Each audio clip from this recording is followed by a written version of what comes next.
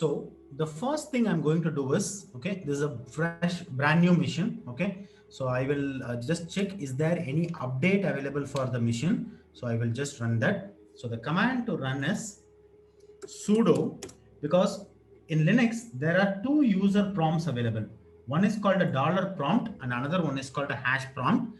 Dollar prompt is a less privileged user. Okay, he will not be able to execute all the system level commands. And another prompt is called a hash prompt. It is for security reasons I avoid working with hash prompts. Okay, so it's a best practice to not to work without, sorry, not to work with hash prompt. Okay, you should always execute commands with the dollar prompt so that you will have the restriction available. So sudo is a utility where you can do the privilege escalation. That means when a non-privileged user want to execute some privileged commands, you can use sudo. There is a different configuration for it. So just for you to understand, sudo command will allow non-privileged users to execute privileged commands.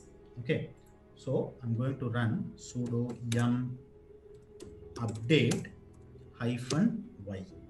That means when installing, it is going to ask me for a prompt. I'm just passing it. So let me run that.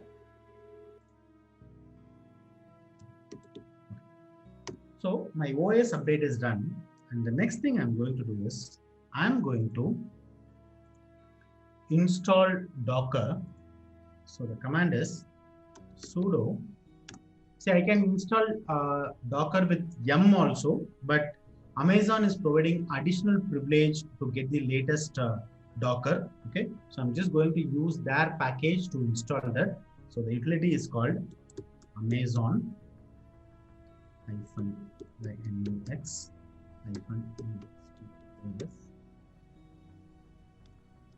install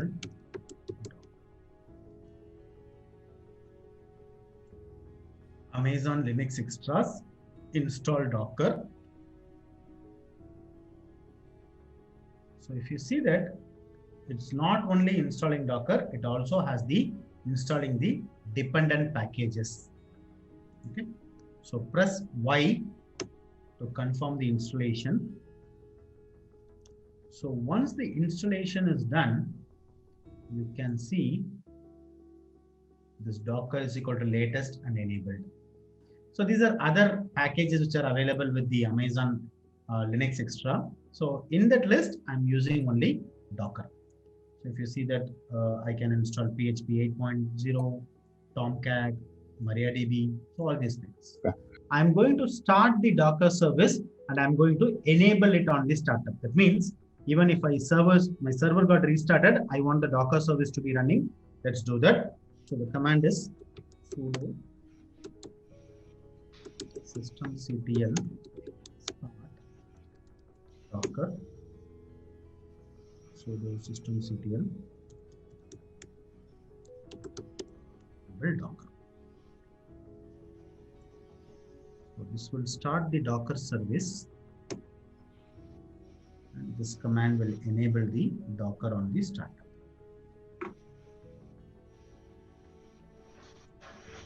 So once the service is started, let me execute our first command in Docker to list the running containers.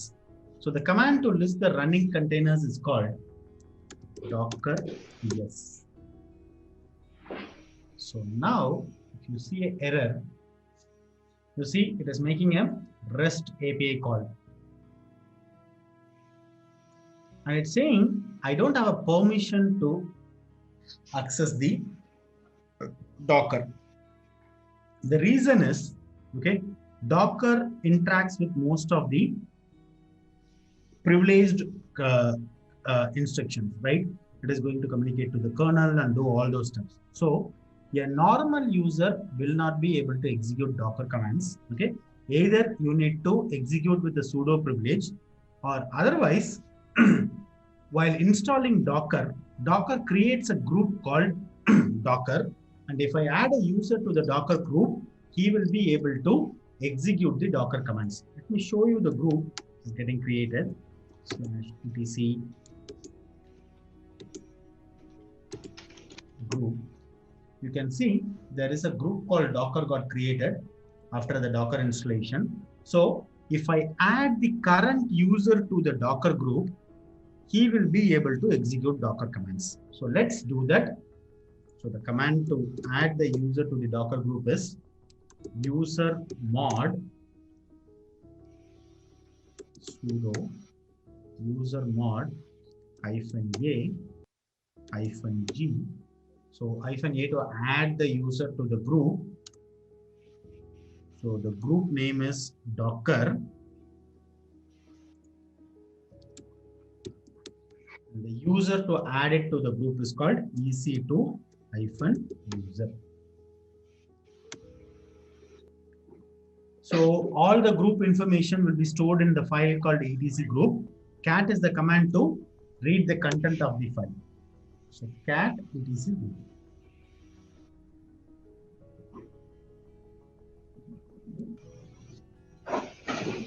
So after running this command, if I run that, you can see the EC2 user has been added to the Docker group.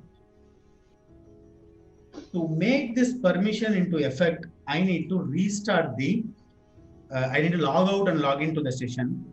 So for that, what I can do, right click on the PuTTY window and then click on duplicate session.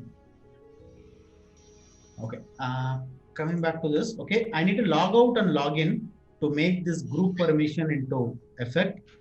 So let me click on duplicate session. And there, if I log in, it will open from the user. And if I do a Docker ps command, I'll be able to get an output now.